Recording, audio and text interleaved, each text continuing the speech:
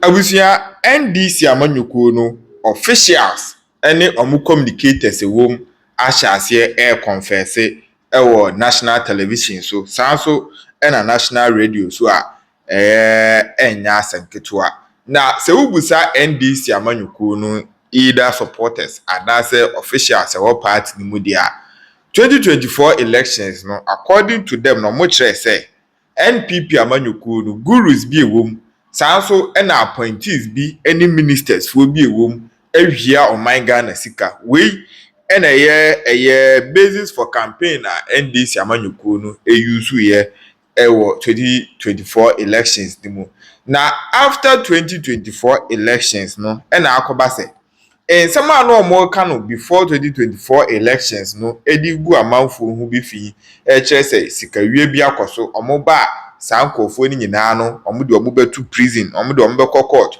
ɔmo bɛgye ɔman Ghana sika aba sika akɔdi ɛkam ɔmo bobɔ amount bi ni ade na ɛno ɛna akɔdu sɛ saa nsɛm ni nyinaa no aduru the time a ɛwɔ sɛ NDC amanyɔkuo no ɛyɛ ɔmo a na ɔmo ka saa nsɛm ne ba abɔnten na ɔmo bɛ prove with evidence because unim sɛ court nsɛm deɛ anaasɛ legal issues deɛ ɛnyɛ social media ranting ɛnyɛ sɛ ɔba bɛgyina social media so no akasa bebree ɛno ɛna kyerɛ sɛ wobɛtumi de obi akɔ akɔto afiase anaasɛ wobɛgye sika bi ɛde afiri obi hɔ ɛde ama ɔman ne nyinaa no has to do with evidence, concrete evidence how to be approved etia nipa no and ebetimi ama waye saa adwuma ni nyina na no na aduru o say nsɛm ahodo a na ɔmo ka no ɔmo bɛba abɔnten no ɔmo be prove e de akyerɛ ɔman Ghana for saa so na court no na nkɔfo ahodo a accusation no kɔfa ɔmo nyina no yɛtimi a prosecute ɔmo agye ɔman Ghana sika de aba back na no na currently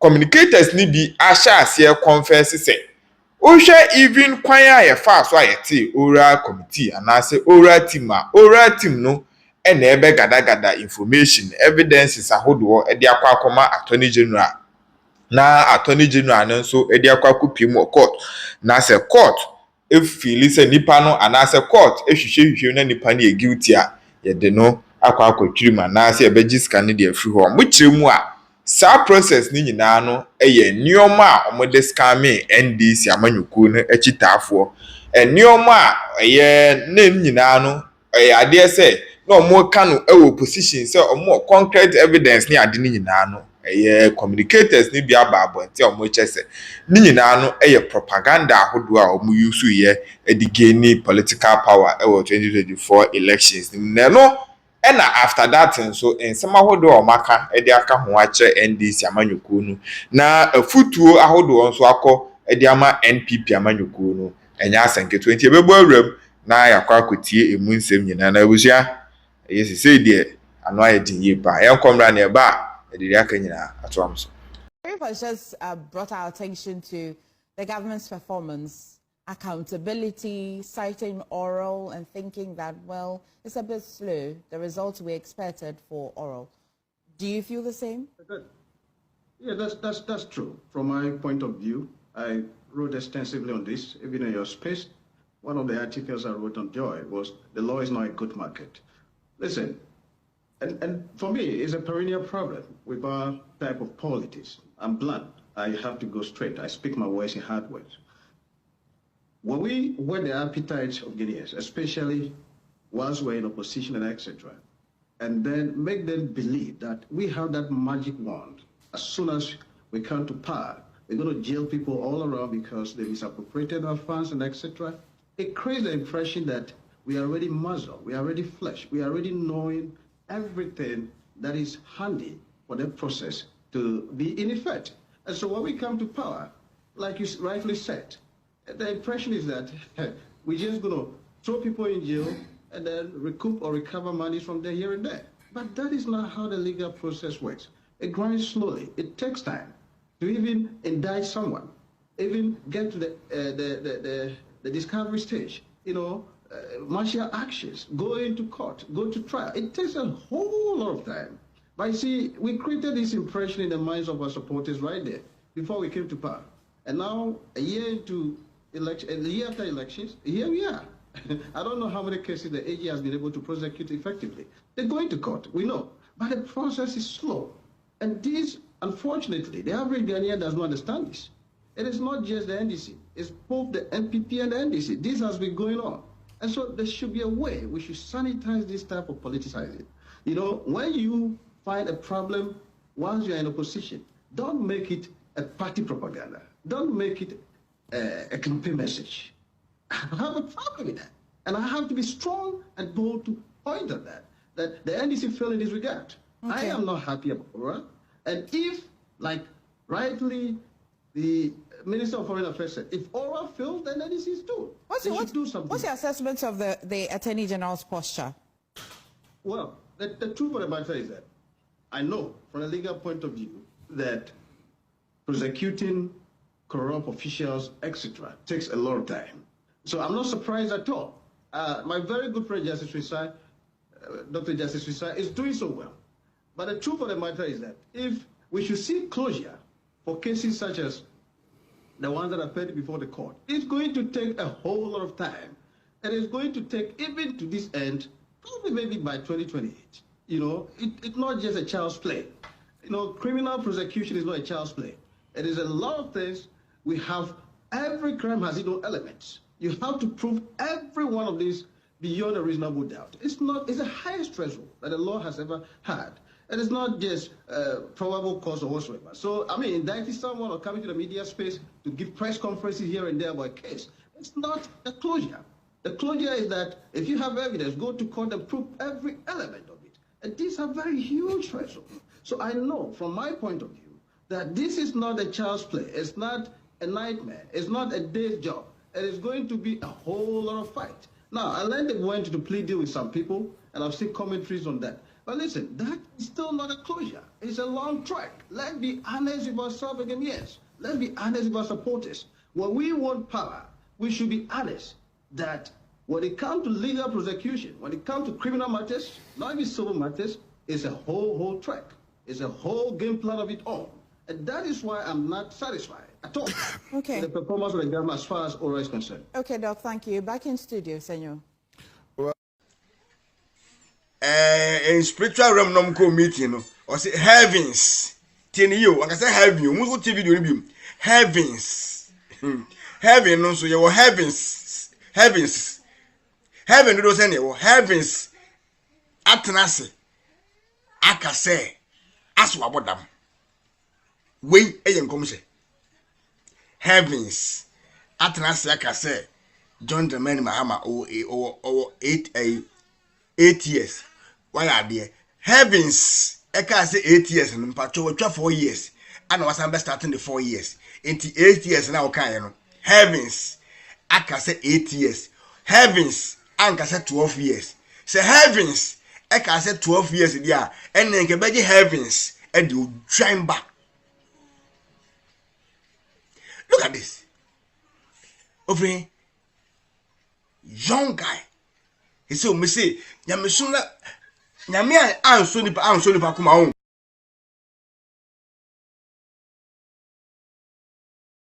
And I was a Canadian colony a campaign my NDC say and $1 bafum and I casa agitated to win $1 bafum. The video number there to so much. And NDC near a canacola and age like I say, Mummy and Canocre at a forcing and I had dear and they are praising NDC. Ye nim second support a share NDC for. Now, see a tour, but we know or repertoire or Beko NDC. We don't care. The new patriotic parties are stand firm. Ye near money on to 2 years. Ye general secretary nyadie, ye organizer nyadie, the audio also nyadu, be a nyadie nyajai, a sympatapa, and no number, and oh, ye the opposite. The ending a shadi. Ye 2 election, ye 2 Dr. Mahmoud Baumia, ye 2 sir, presidential election, we will MPP ma. Ye beshe, they will scrutinize the party. Near general secretary or Banos or noising.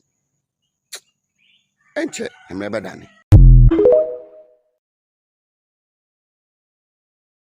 Yes. Aha. Yakwaji bibika cry because will be. But the prophecy I make one and the prophecy of chaos, the prophecy of a friend is saying any pabewu during the MPP primaries, no, and no one's on making. And even before the Christmas, no, that's our prophecy near the Kaba. And the sign a repeating home. In fact, most of the pastors a meti say omo professor about MPP no professor about primaries no can say MPP for anhwe yi a down beto about 31st no emoja be hwiegu it should be of concern to NPP for especially the election management team and election committee no as a year of concern to them and bibi besi nyina no munim baby also munim baby ebe fraba. Look, Dr. Bawumia threatened that said this election bibi abc because obi anim say enya na character no menti say kwabere Japan a threaten say election way do or die nipa bewu se ma anye say ya menti say Dr. Brian Champon aka in fact Dr. Brian Champon po de waka say wo call election na ma wa create some bi na hunahuna wa and I go don friend boogeyman no wa create boogeyman bi she baby na wo di hunahuna nkrofo na ehunahuna wa mu a except party ni careful of such boogeymen in the party because me can we can say but na can Japan there we can clearly say election day no and then the besi no be so ko wi abamu na enti and there so to trust them bad they should talk to him. And I'm also calling on Dr. Mahmoud Bawumia Echita for say they shouldn't take this election for granted. They shouldn't take this election on a silver platter. They shouldn't take say police for Beho. Yes, indeed, policemen no more Ablukumanov. In fact, they were there in their numbers. By a boy MPP Echita for power. Ya boha kumsin tieti na yase na police for jina. In fact, the police people, some of them no mukita camera no mucha. Ne be patanto kwa police for yes. In fact, in the 2024 election, NDC, police headquarters, Ewo Tetima South, divisional headquarters, and yet district 2, divisional headquarters, Ewo Tetima South, and one the collation center, NDC 4 Koho, Eko Bu, Nipa, SS police station in police for me and you be ashe. So Dr. Mahmoud Bawumia the team no. Sa threat na efi honorable kan Japan camp na ba bibi besi and na obodo pa obi pa on time ye besi wo ho no election day ni ayi no they shouldn't take it for granted because man hwe yi a emoja so be hwe aguampa na moja be hwe agu a munim ba bibi fi aba because nipa num na echo election no obi akasa ya asundwe kasa ba ko pe na all threaten party ni nyina na all threaten said there beto aba no bibi besi so we wini a bibi besi so obi wiam a bibi besi so bi say a bibi besi enti party in 24 they should take sad a year for a judicial notice so we a political notice so they should take note of that enti and come say buy nyina no na sad any okay bushafo and made a quick one we mention me combine two videos abom ya papa ose kwa me despite na Same Jamfi ma menka se mention quick one me catch on be video me be say wo NPP be ba power no be them but o performance within 9 months no 1 year I may who say what twem e Jamestown prison wo de in someone kura what twem was I mean in 9 months with me a Ghana for sika $214 million ya kan when you no person ya o can be Same $214 million US. Eka wa about to good board. Same Jamfi 9 months 1 year pay my. That's a dollars now the ma agrada ni na bi kan. Dollars now the good come na man na watch check. It within short time no $214 million what dia say no. Same what ka wa Ghana for $214 million. That's why you to the idea over them. Yes, I did next year, any other years now. Can you want to pay crab fast or better cover says canashim? The other amount girlfriends, I don't to iPhone, man, and I didn't. But says can buy $214 million an audio. Now, good board budget cry, they got to home.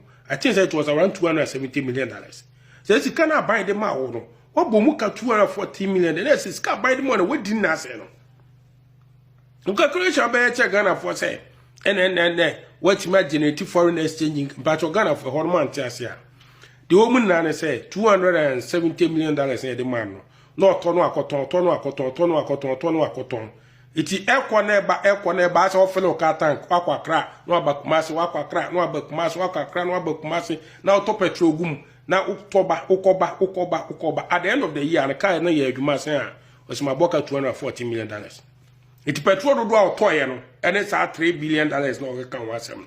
But in fast one nya na de $240 million car no boy. This a car na adama am je fi so nya adwuma ka auto fuel $3 billion. And all year adwuma boka $214 million. Very simple explanation. It's Ghana for so most need too many year more answer. Manuel Siwa. Afi ya papa despite. O se kwa mi despite. Respect to bebre. Many aji say ne oba out be kasai. Na me hu say sebu ukita akomapa. Na e man na attack wona wudi me kapa aponten no. O man ba attack ukeke. Hu say multimedia wo ho. Enter FM wo ho. Radio stations bebre Ghana. I did not despite nkono be attack wo. Because in Crophobia wa employ egu despite media one. Asamu ba. Se do musika sa no obeka se omu ni obi okasa kire mo adwuma mu. Emi be na me fia so se ga be didi watem poto because akwa ba kwa no watu ani tika kaka so agye adwuma yi. Akwese boaje. Ensem bi okeka fa fia so ne ga ho ema obedidi watem because when so obedi watem dia obete.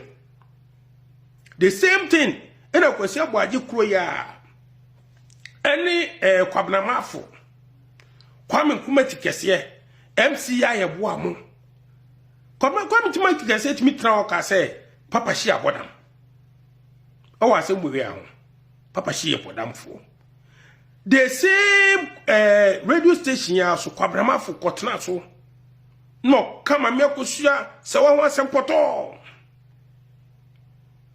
na wana o yare on tra ho na ho na befa kasa mami ho poto MCI aboa any Samu United Showbiz one day. Obaka say, just say, one was small myself, Momma Cassan would do bruni, a mammy say one who fee.